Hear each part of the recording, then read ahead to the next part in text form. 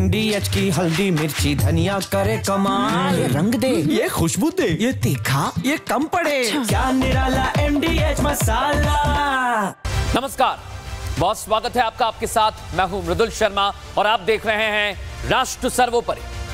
आज राष्ट्र सर्वोपरि में आपसे जुड़ी हुई खबरें बताने वाला हूं और पहली खबर बिहार और उत्तर प्रदेश से जुड़ी हुई है और आपसे भी जुड़ी हुई है। आपको पता है, कई राज्यों में जब जब चुनाव आते हैं तो फ्री वाली योजना की बातें कही जाती हैं। ये फ्री मिलेगा, वो फ्री मिलेगा। और अब बिहार चुनाव में कहा जा रहा है कि बिजली फ्री मिलेगी। बिजली फ्री करने की जैसे ही बात की गई, सिर्फ और सिर्फ ये चर्चा बिहार तक सीमित नहीं है। बिहार में तो इस बात की चर्चा हो रही है, लेकिन उत्तर प्रदेश तक ये चर्चा चली गई। और जनता पता है क्या पूछ रही है? वो बोल रही है कि बिजली फ्री आएगी कि नहीं आएगी, और बिजली ही आ जाए यही बहुत है।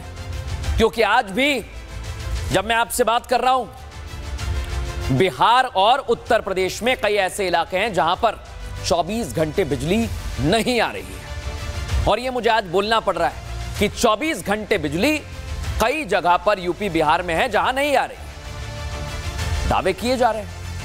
अब बिहार में चुनाव होने वाले हैं और कहा गया कि भाई बिजली फ्री मिलेगी, तो जनता आकर्षित हो गई। लेकिन इसलिए आज राष्ट्र सर्वोपरि में आपसे बात कर रहा हूं। आप लोग आकर्षित हो गए हैं क्या? कह दिया गया है कि बिजली फ्री मिलेगी। आपको लग रहा है कि बिजली फ्री मिल जाएगी? क्या कभी आपने सोचा है कि आपके घर और आसपास गांव में, जिलों में कितनी देर बिजली आ रही है? कितनी देर बिजली आती है, सोचा है कभी? अगर नहीं सोचा तो आज सोचिए। और कई लोग तो ऐसे भी हैं जो कहते हैं कि पहले तो और कम थी, अब थोड़ी बढ़ गई है, धीरे धीरे वो भी बढ़ जाएगी। बिल्कुल आप ठीक सोच रहे हैं, धीरे धीरे बढ़ जाएगी। लेकिन धीरे धीरे तब बढ़ेगी जब नेता काम करेंगे। बिहार में तो अभी घोषणा की है, वहां के नेताओं से सवाल पूछ रहे हैं हम, और आपके पास भी मौका है वहां पर। जो आपको लगता है, मैं कुछ नहीं कहूंगा, आपको लग रहा है काम ठीक है, बिजली ठीक है, आपका मत है। लेकिन उत्तर प्रदेश में क्या हो रहा है? आज उत्तर प्रदेश वालों से बात कर रहा हूं थोड़ी देर, क्योंकि यहां पर बिजली की बड़ी समस्या है। गर्मी हो, बारिश हो, बिजली की समस्या बनी हुई है और यह बिजली की समस्या जा ही नहीं रही। अब मंत्री AK शर्मा मैं दिखा रहा हूं आपको। आप सोच रहे होंगे लिखा है मंत्री जी का बिजली फ्री ज्ञान, ये क्या है? मंत्री जी ने ज्ञान दिया है। आपको बताऊं क्या कहा इन्होंने जब इनसे पूछा गया कि बिहार में बिजली फ्री की जा रही है, उत्तर प्रदेश में क्या तैयारी, तो इन्होंने कहा कि बिहार में बिजली नहीं आएगी, बिल भी नहीं आएगा, हो गई फ्री। अरे ऐसे तो उत्तर प्रदेश में भी फ्री है, क्योंकि कई जगह पर आज बिजली नहीं पहुंच पा रही है और लाइट कटने की समस्या इतनी ज्यादा है, ये मंत्री जी जानते हैं। लेकिन मैं राष्ट्र सर्वोपरि में ये क्यों बता रहा हूं आपको? क्योंकि आज से कुछ दिन पहले यही मंत्री थे, एक गांव में पहुंचे हुए थे, जिले में पहुंचे हुए थे। लोगों ने कहा, अरे मंत्री जी बिजली कब आएगी बताइए जरा। मंत्री जी ने कुछ नहीं कहा। उन्होंने कहा बड़ी समस्या है, बच्चे पढ़ाई नहीं कर पाते, हम खेतों में पानी नहीं दे पाते, कब आएगी मंत्री जी बिजली? ये पूछा तो मंत्री जी ने पता है क्या कहा? मंत्री जी ने कहा, जय जय श्री राम। आप भगवान का नारा लगाते हैं, अच्छी बात है, लेकिन जब आपके पास जवाब नहीं है तब इस नारे का क्या मतलब है? यह उत्तर प्रदेश की जनता आज पूछ रही है। और इसलिए मैं राष्ट्र सर्वोपरि में यह खबर आपको दिखाने वाला हूं, क्योंकि अब मंत्री जी मुश्किल में फंस गए। बिहार में बिजली पर ज्ञान दे रहे हैं, उत्तर प्रदेश में क्या हालात है इन्हें पता नहीं है, और इसलिए जनता इन्हें रोक रही है, इनका रास्ता रोककर पूछ रही है बिजली कब आएगी। 24 घंटे बिजली का वादा किया था गांव में, आज किसान भी पूछ रहे हैं, बच्चे भी पूछ रहे हैं बिजली कब आएगी, और मंत्री जी क्या ज्ञान दे रहे हैं वो आपको सुनवाता हूं।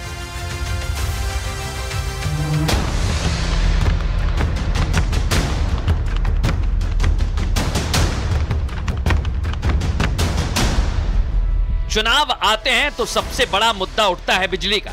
आम जनता सरकार से 24 घंटे बिजली की मांग करती है, बिजली की कम दरों की मांग करती है।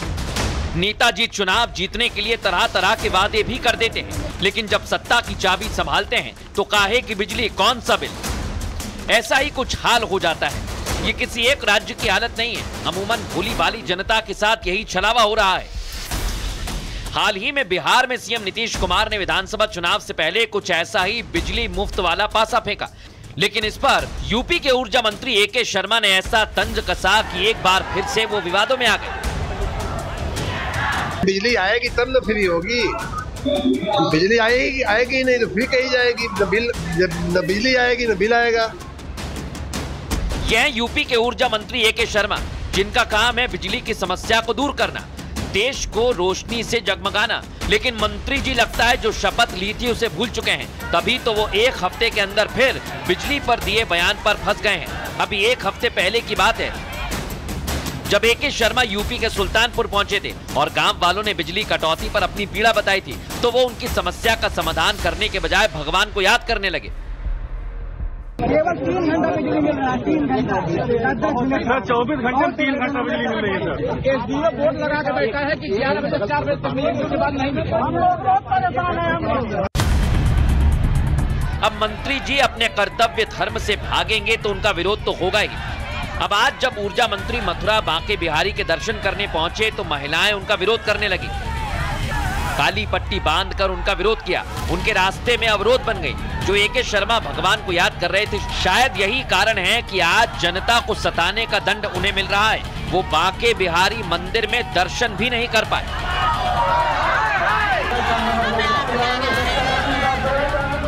जाहिर सी बात है, जब मंत्री जी ऐसे उल जुलूल बयान देंगे, जनता की समस्याओं का निदान नहीं करेंगे, तो जनता कब तक चुप बैठेगी। एक न एक दिन तो विरोध होना ही था।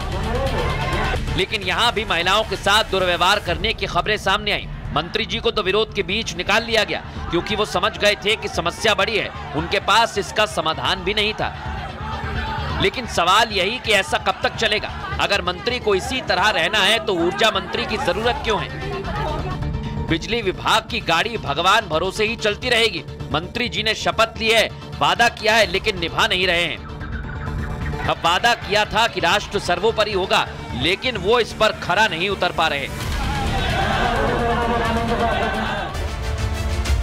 अभी भी यही कहेंगे, समय बचा है, उसका सदुपयोग करिए, काम करिए, ताकि जनता की समस्या का समाधान हो सके। अब एक खबर मैं आपको दिखाने जा रहा हूं, और यह खबर आज आपको जरूरी है देखना, जरूरी है।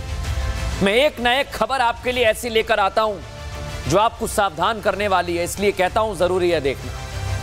क्योंकि आज मैं पूछ रहा हूं कि आपका बच्चा कहां सुरक्षित है। कल जो राष्ट्र सर्वोपरि में मैंने आपको रिपोर्ट्स दिखाई, खबरें दिखाई, उसमें बताया गया कि स्कूलों में क्या हाल हो रहा है। लेकिन बच्चे आपके 3 जगह 3 स्टेज पर पढ़ाई करते हैं। प्ले स्कूल, प्री प्राइमरी में जाते हैं, हाई स्कूल में जाते हैं, फिर कॉलेज में जाते हैं। लेकिन आज सोचिए, आज मेरे पास हर जगह से ऐसी खबरें आई हैं, इसलिए मैं पूछ रहा हूं कि आपका बच्चा कहां सुरक्षित रहेगा।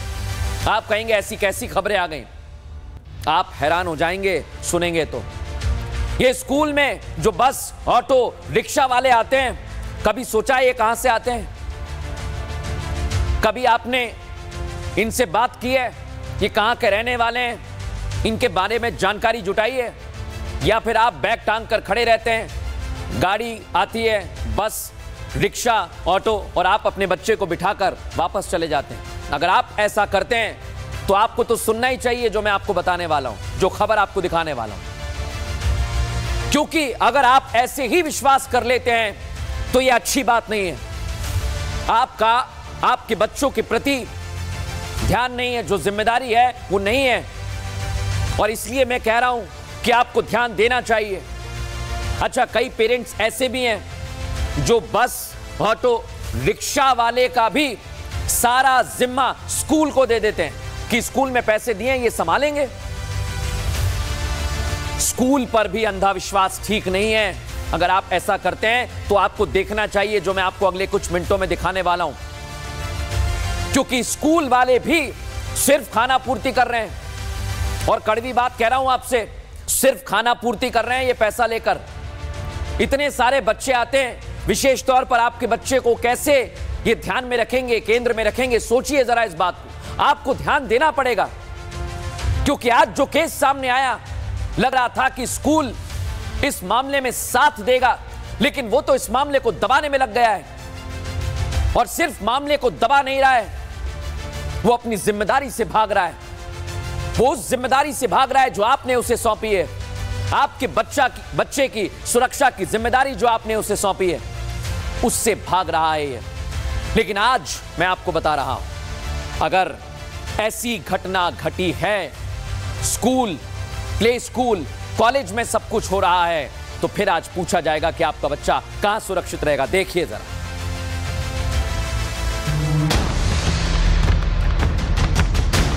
स्कूल से भी हमसे कहा गया कि आप कोई कंप्लेन ना करिएगा। स्कूल वाले तब अपनी रेपुटेशन बचा रहे थे। उन्होंने बोला कि अगर आप कहीं कंप्लेन करोगे तो हम आपके बच्चे को और आपको दोनों को उठवा लेंगे।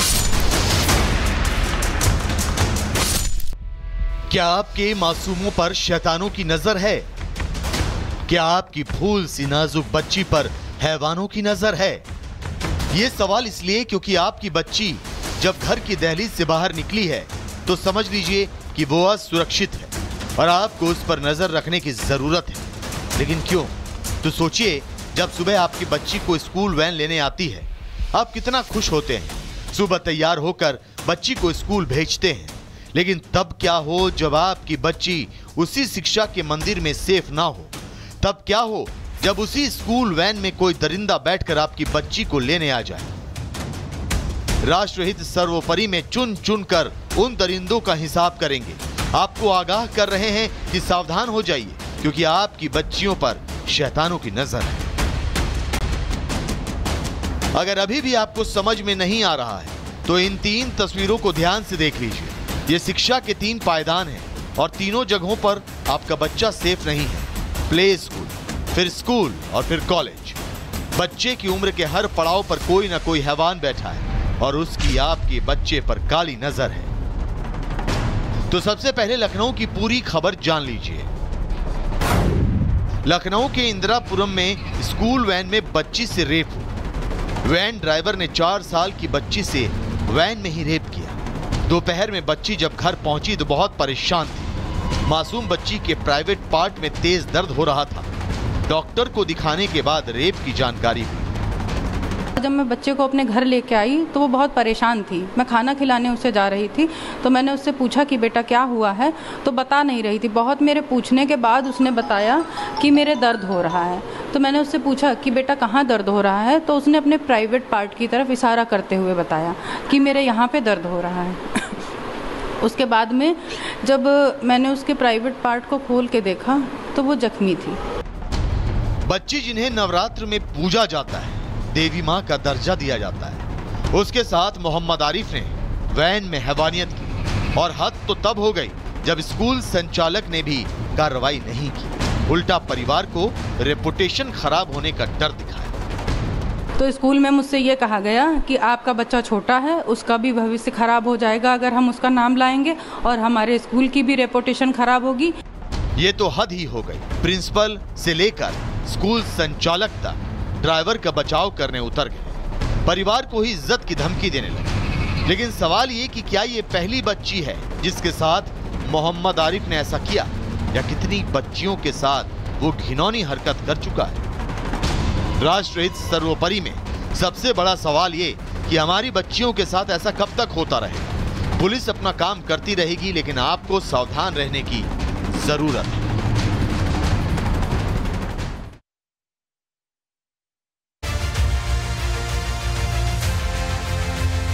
देखा दर्शकों आप, कैसे लोग पाप कर रहे हैं, लेकिन आज एक खबर नहीं आई।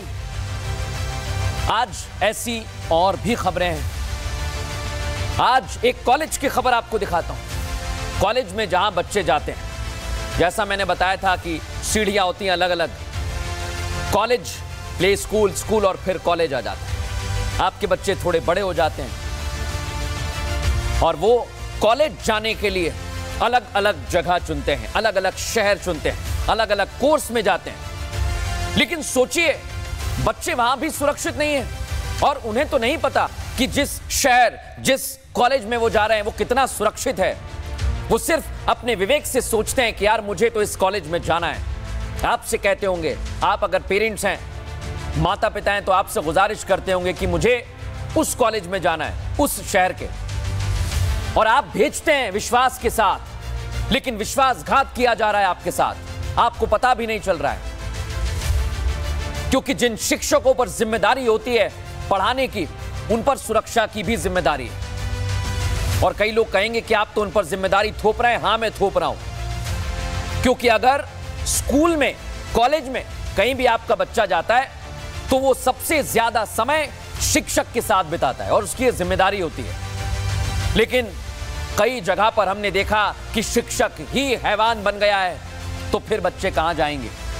उन फूल जैसे बच्चों का क्या होगा जो लड़कपन में आए, कॉलेज में आए, शहर चुना, कोर्स चुना, लेकिन अब इस दुनिया में नहीं है, इस दुनिया में नहीं है, मौत को गले लगा लिया है। किसकी वजह से? सोचा है कभी? कैसा दबाव उनके मस्तिष्क पर होगा? क्या सोच रहे होंगे वो कि उन्होंने सुसाइड कर लिया? सुसाइड, सोचिए जरा आप। किसी एक के लिए बात नहीं कर रहा हूं मैं पूरे देश की बात कर रहा हूं, क्योंकि कई सारे बच्चे हैं और एक मोटा मोटा आंकड़ा है 26 करोड़। सोचिए जरा आप, आखिर उस बच्चे का क्या उस समय दिमाग काम कर रहा होगा? सोचिए, क्योंकि जब उसका शिक्षक हैवान हो गया तो उसे समझ नहीं आया क्या करें। उसके दिमाग पर चोट लगी, दिल पर चोट लगी, और ऐसी चोट लगी जिससे वो बाहर नहीं आ पाया। और आज ग्रेटर नोएडा, जहां पर बड़े बड़े कॉलेज हैं, यूनिवर्सिटीज हैं, वहीं से एक ऐसी खबर सामने आई जिसने हम सबको हैरान कर दिया, गुस्से से भर दिया, क्योंकि वहां पर एक बच्चे की जान चली गई है, जो आज हमें सोचने पर मजबूर कर रही है कि अगर आपका बच्चा भी किसी कॉलेज में जा रहा है घर से बाहर, तो ये रिपोर्ट आपको देखनी चाहिए।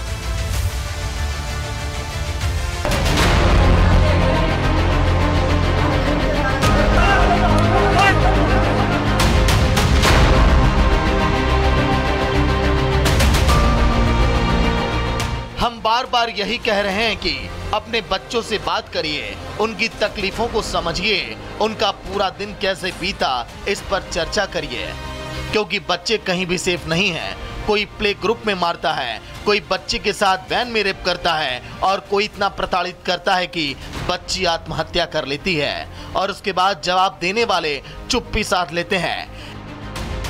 एडमिशन के वक्त कैंची की तरह जुबान चलाने वालों के मुंह पर ताला लग जाता है, और ग्रेटर नोएडा की खबर इसकी सबसे बड़ी गवाही दे रही है। ग्रेटर नोएडा की शारदा यूनिवर्सिटी की छात्रा ज्योति शर्मा ने फांसी लगाकर अपनी जिंदगी समाप्त कर ली और सुसाइड नोट में अपनी हर तकलीफ को लिख दिया। लिखा कि अगर मेरी मौत हुई तो उसके लिए पीसीपी और डेंटल मेडिकल के टीचर जिम्मेदार होंगे। महेंद्र सर और शेरी मैम मेरी मौत के लिए जिम्मेदार हैं। उन्होंने मुझे मानसिक रूप से प्रताड़ित किया, मुझे अपमानित किया। उनकी वजह से लंबे समय से मैं डिप्रेशन में हूँ। मैं चाहती हूँ कि उन्हें भी यही सब सहना पड़े। सॉरी, मैं अब और नहीं जी सकती। कॉलेज में पढ़ाने वाले टीचर्स ने एक और बच्ची की जिंदगी छीन ली, एक परिवार को सुनसान कर दिया। माँ जो बिलख बिलख कर रो रही है। कल बेटी को इतना टॉर्चर किया गया, ना पापा से बात करी है, ना मेरे से बात करी है। 5:15 बजे मैं फोन मिला, मेरी बेटी ने फोन नहीं उठाया है। मेरी बेटी को इतना प्रेशराइज किया है, ऐसे कर रहे थे कि तुम्हें फेल कर देंगे। मेरी बेटी को मारा गया है, यहाँ शारदा यूनिवर्सिटी वालों ने मारा है लटका के। उसको पर्सनल हिट करना था, क्योंकि वो अपोज कर देती थी बहुत सारी चीज़ों को। जब उनने बोला कि आपके साइन नहीं है तो बोला आप मिला लो, तो वो उस चीज़ को या कुछ बोलते तो वो अपोज कर देती थी कि नहीं है, ये ऐसा नहीं है, जो आप बोल रहे हो गलत है। मतलब जिस बच्ची को परिवार ने पढ़ने के लिए कॉलेज भेजा था, उसी कॉलेज ने बच्ची को इतना प्रताड़ित किया कि उसको अपनी जिंदगी खत्म करनी पड़ी। और जब इस पर कॉलेज में छात्रों ने सवाल उठाए तो उनको पीटा गया। जी हाँ, पुलिस कर्मियों ने उनको जमकर पीटा।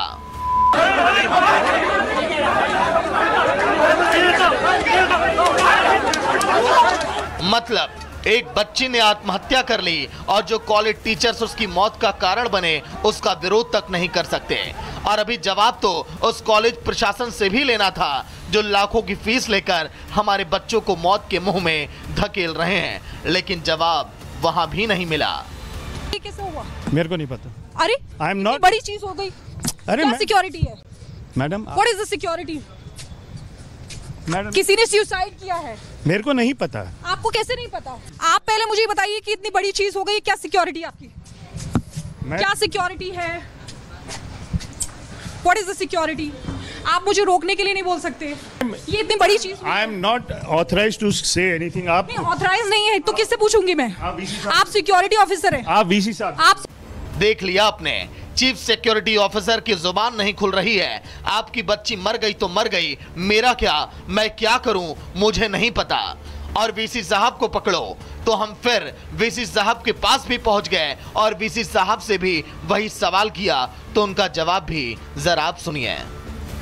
उस बच्ची ने कई बार कंप्लेंट की कि मुझे हैरेस किया जा रहा है। फिर मैडम प्रेस रिपोर्ट निकल गया है, अब इसको प्रेस रिपोर्ट से नहीं, इनको प्रेस रिपोर्ट लेके इनको नहीं प्रेस रिपोर्ट नहीं, आप जवाब मैडम नहीं जवाब दीजिए ना। हमारा पीआरओ ऑफिस है, वो देगी जवाब। पीआरओ नहीं, मुझे आपसे जवाब। सब लोग जवाब नहीं देते मैम। क्यों? आप क्यों नहीं जवाब देंगे? आप बड़ी पोस्ट पर हैं इसलिए। बड़ी पोस्ट वालों को ही तो जवाब देना है, बड़ी पोस्ट वालों को ही तो जवाब देना है ना। बताइए, जब वो बच्ची शिकायत कर रही थी तो उस पर एक्शन क्यों नहीं लिया गया? बताइए, आप चुप नहीं रह सकते। बताइए। मैं आपको कह चुका हूँ, इंक्वायरी ऑलरेडी बैठी हुई है। आप तो मैं आपके पास प्रोसेस मैं कर रही है, जो इंक्वायरी में जो स्टेक होल्डर्स हैं उनसे पूछताछ चल रही है। मान लिया मैंने, लेकिन ये बताया जा रहा है कि 2 ही लोग हुए, 3 अभी बाकी हैं। नहीं, थैंक यू। 3 अभी बाकी हैं सर। आपने सर, आपके हाथ जोड़ने से नहीं होगा। अब परिवार का गुस्सा 7वें आसमान पर पहुंच चुका था और फिर परिवार के हत्थे चढ़ गए हेड ऑफ डिपार्टमेंट। फिर क्या था, मां ने जोरदार थप्पड़ जड़ दिया। यही तो हेड ऑफ डिपार्टमेंट है। उसने अपने डिपार्टमेंट के तेरे बच्चों को क्यों नहीं बोला? और मैंने उस दिन बोल के गया था ना, मैं बोल के गया था, नहीं बोल के गया था। क्या है? सर क्या है? सर क्या है? मेरी बेटी को मारा गया है। अरे गंदे मेरी बेटी। ना चीफ सिक्योरिटी ऑफिसर ने कोई जवाब दिया और ना ही वाइस चांसलर साहब ने। अब आप करते रहिए धरना प्रदर्शन, जांच की मांग, लेकिन जवाब पीआरओ प्रेस रिलीज करके दे देगा। यही जिम्मेदारी है इन कॉलेजों की जहां हमारी और आपकी बेटियां पढ़ती हैं। अब सवाल किससे किया जाए, तो सुनिए, सवाल अब आप खुद से कीजिए। आखिर क्यों हमारी ही बेटी के साथ ऐसा हुआ? क्यों हमारी बेटी इनकी राजनीति का शिकार हो गई? आखिर क्यों हमारी बेटी को अपनी जान देनी पड़ी? क्या लाखों करोड़ों की कमाई करने वाले इन कॉलेजों की कोई जिम्मेदारी नहीं है? और राष्ट्रवाद सर्वोपरि में ये सवाल हम तब तक पूछते रहेंगे जब तक इनकी जिम्मेदारी नहीं तय हो जाती है, क्योंकि राष्ट्र सर्वोपरि में मेरे लिए जनता भी सर्वोपरि है।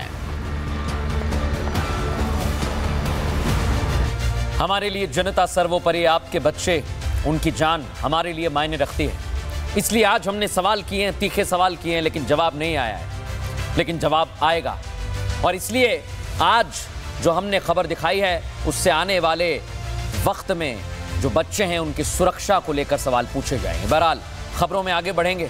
एक और आपसे जुड़ी हुई खबर आज लेकर आया हूं और एक बड़ी बात आपसे कहना चाह रहा हूं। राष्ट्र सर्वोपरि जब जब सिस्टम लापरवाही करेगा तब तब उसकी खबर दिखाएगा, क्योंकि इसका सीधा असर पता है आप पर होता है। आप सोचिए जरा, आजकल के वक्त में सबसे ज्यादा इंपॉर्टेंट क्या है? सोचा है कभी? वक्त ही है, समय ही है सबसे ज्यादा महत्वपूर्ण। और इसीलिए आज मैं सिस्टम से सवाल पूछ रहा हूं, क्योंकि ये आपका और मेरा समय दोनों का बर्बाद कर रहा है।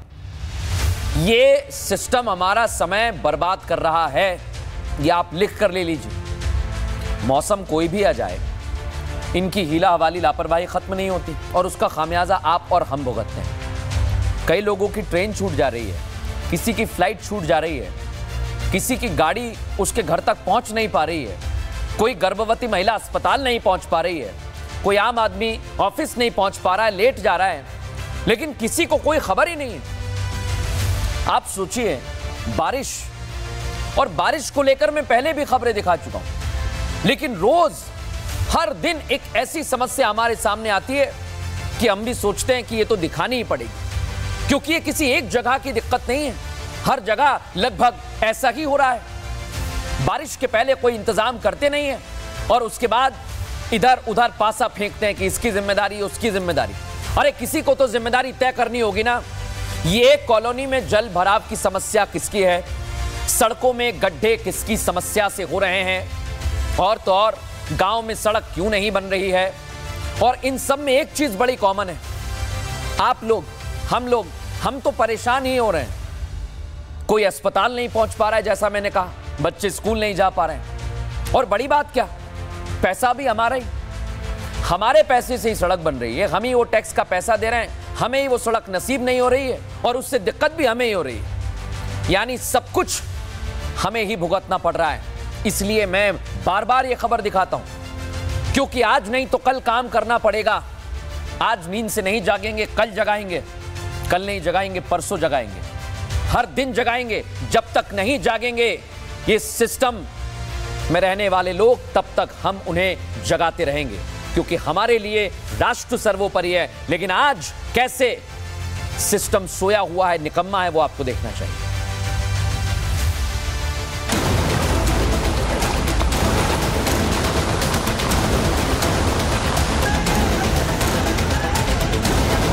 बारिश में परेशानी क्यों होती है? क्योंकि अधिकारी, प्रशासनिक अधिकारी ठीक तरह से काम नहीं करते। इनको जो काम दिया जाता है ना, ये ठीक तरह से अगर कर लें तो आपको कोई दिक्कत नहीं आएगी।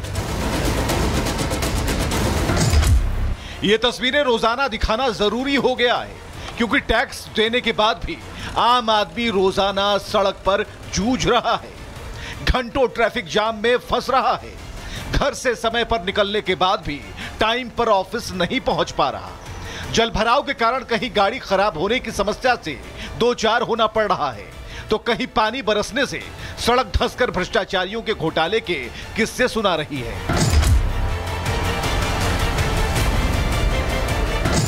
राजस्थान से लेकर मध्य प्रदेश, यूपी से लेकर बिहार तक बारिश में सिस्टम का सच सामने आ रहा है। पानी में बहते इस शख्स को देखकर जरा भी ये भूल मत कर लीजिएगा कि ये नदी के बहाव में बहता जा रहा है, बल्कि ये तस्वीरें राजस्थान में अजमेर दरगाह के पास की हैं, जहां ये शख्स आया तो अजमेर शरीफ दरगाह पर चादर चढ़ाने था, लेकिन पानी के तेज बहाव में ऐसा पैर फिसला कि बहता ही चला गया। किसी चीज को पकड़कर कहीं रुक जाने की इसने बहुत कोशिशें की, लेकिन पानी का बहाव इतना तेज था कि बहते बहते किसी चीज को पकड़ पाना इसके लिए टेढ़ी खीर साबित हुआ। आसपास दुकानें नजर आ रही हैं और वहां खड़े लोग उसे बहता देख रहे हैं। कुछ लोगों ने उसे बचाने की कोशिश भी की, लेकिन वो भी इसमें असफल साबित हुए।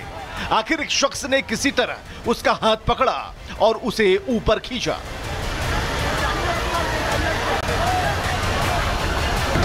अजमेर में हालात किसी एक जगह के नहीं, बल्कि लगातार बारिश होने से जगह जगह बाढ़ जैसे हालात बन गए हैं।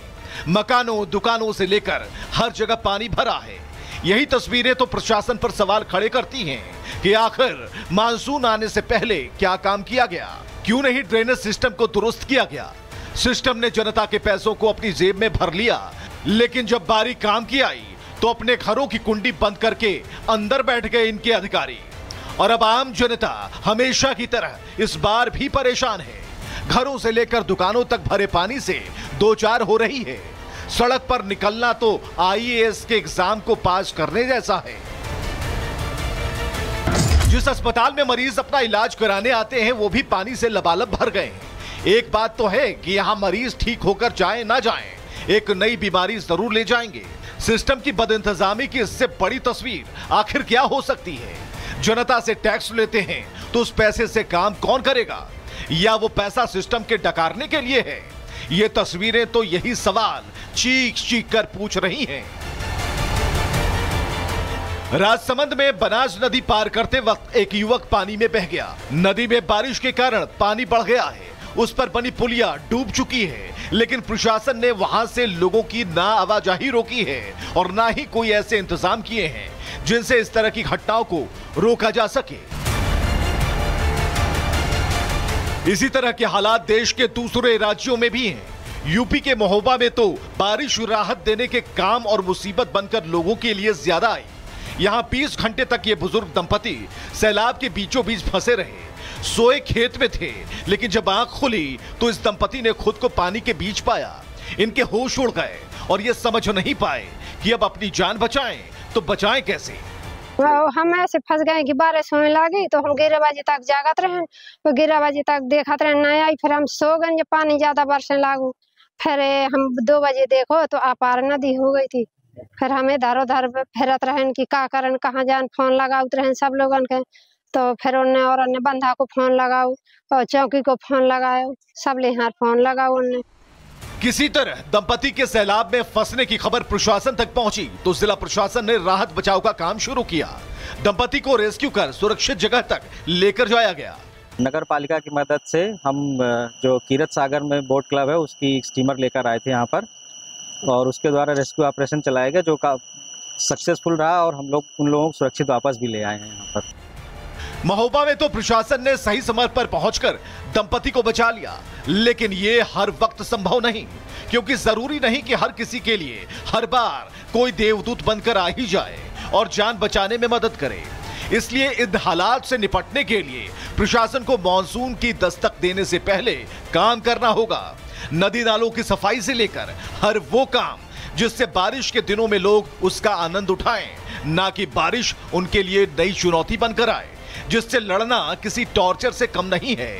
सरकार जनता से टैक्स देश के विकास के लिए लेती है, तो उन पैसों को देश के विकास में ही लगना चाहिए, ना कि सिस्टम में बैठे लोगों को उसे डकार जाना चाहिए।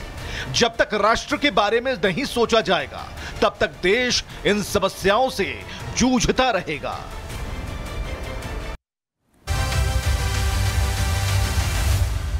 देखिए आप, कितनी समस्या है। एक आदमी बहता चला जा रहा है, कहीं स्कूल वैन फंस गई है, कोई पेड़ पर चढ़ गया है। ये किसकी जिम्मेदारी है? इसलिए मैं ये खबरें दिखा रहा हूं। अगर आपके इलाके में भी ऐसी समस्या है तो आप हमें जरूर बताइए। बहरहाल खबरों में आगे बढ़ेंगे और आज एक और खबर हमारे पास आई, एक ऐसे राज्य से जिसने सवाल खड़े कर दिए कि भाई कानून क्या कर रहा है, कानून व्यवस्था किसकी जिम्मेदारी होती है? आप बताइए। आप कहेंगे कि पुलिस की जिम्मेदारी होती है। कैसा सवाल कर रहे हैं आप? ये सवाल मैं इसलिए कर रहा हूं क्योंकि पुलिस की जिम्मेदारी तो होती है, अधिकारियों पर जिम्मेदारी होती है और पूरी हायरार्की बनी होती है, लेकिन कौन है जो काम नहीं कर रहा है कानून के लिए? सभी काम कर रहे हैं, और शासन और प्रशासन जब मिलकर काम करते हैं ना, तब व्यवस्था दुरुस्त होती है।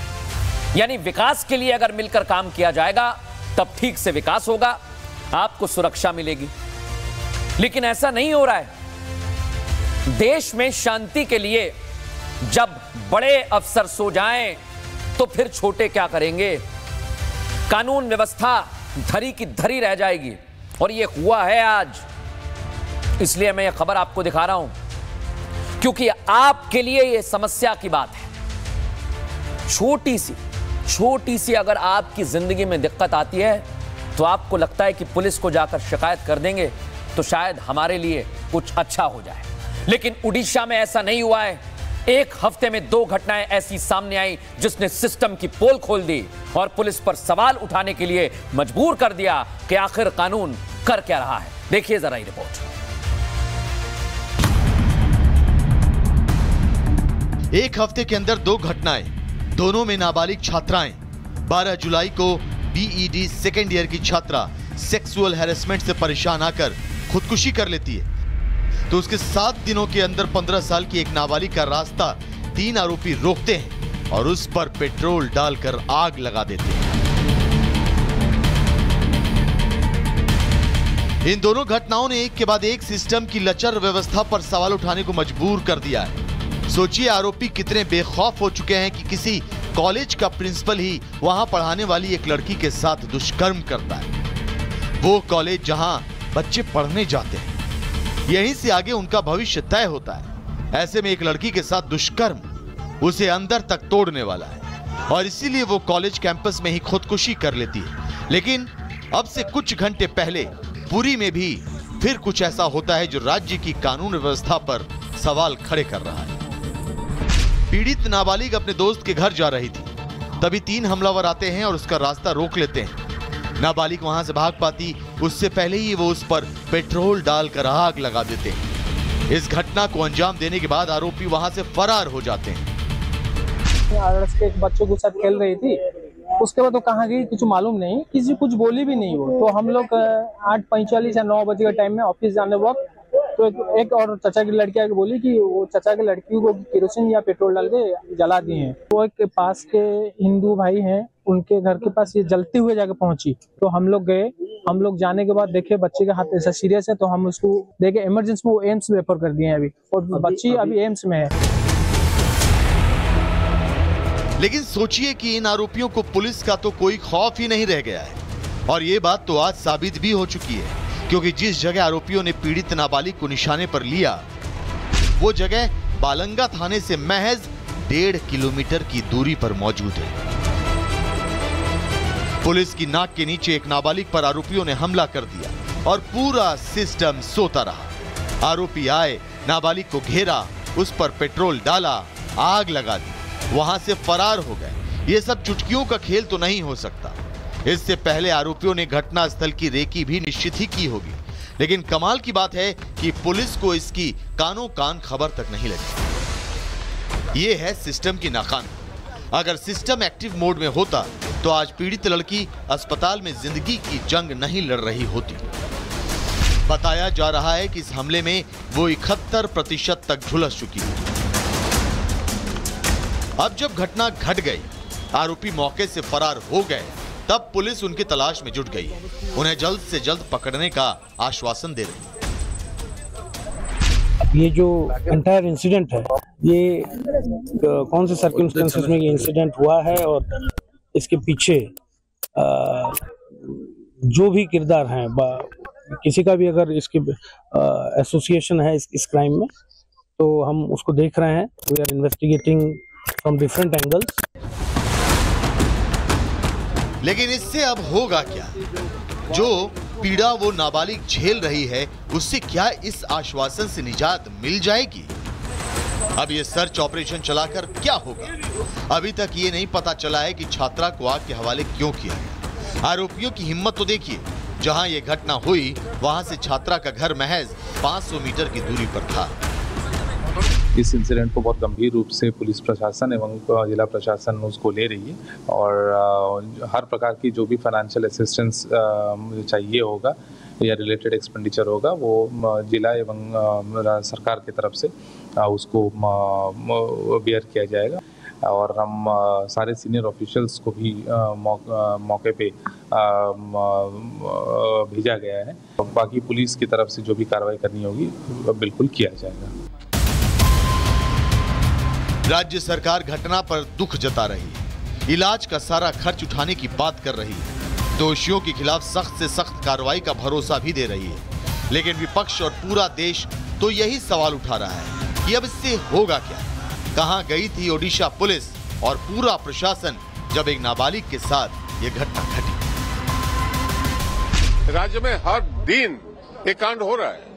हम घोर निंदा करते हैं और मैं आशा करता हूं सरकार एक कानून लाए ताकि लोगों का अंदर इस टाइप का एलिमेंट का अंदर डर पैदा हुए, तब जाके मामला रुकेगा, नहीं तो नहीं रुकेगा। चाहे बिहार हो या फिर ओडिशा, एक के बाद एक इस तरह से अपराध बढ़ेंगे तो सवाल तो उठेंगे, क्योंकि एक एक करके सभी राज्यों में इसी तरह अपराधियों के इरादे बुलंद होते चले जाएंगे। और अगर कानून व्यवस्था इसी तरह से चरमराती चली गई तो हमारा देश विकास की राह से भटककर पीछे जाता चला जाएगा। फिलहाल राष्ट्र सर्वोपरि में इतना ही, लेकिन कल आपसे फिर होगी मुलाकात राष्ट्रहित की खबरों के साथ। तब तक के लिए नमस्कार।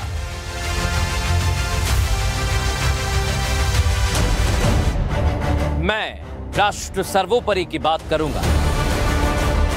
मेरे अब आया असली स्वाद। अब आया स्वाद। जब स्वाद के पड़े हो लाले तो MDH का चंकी चाट मसाला डालें। MDH का चंकी चाट मसाला। MDH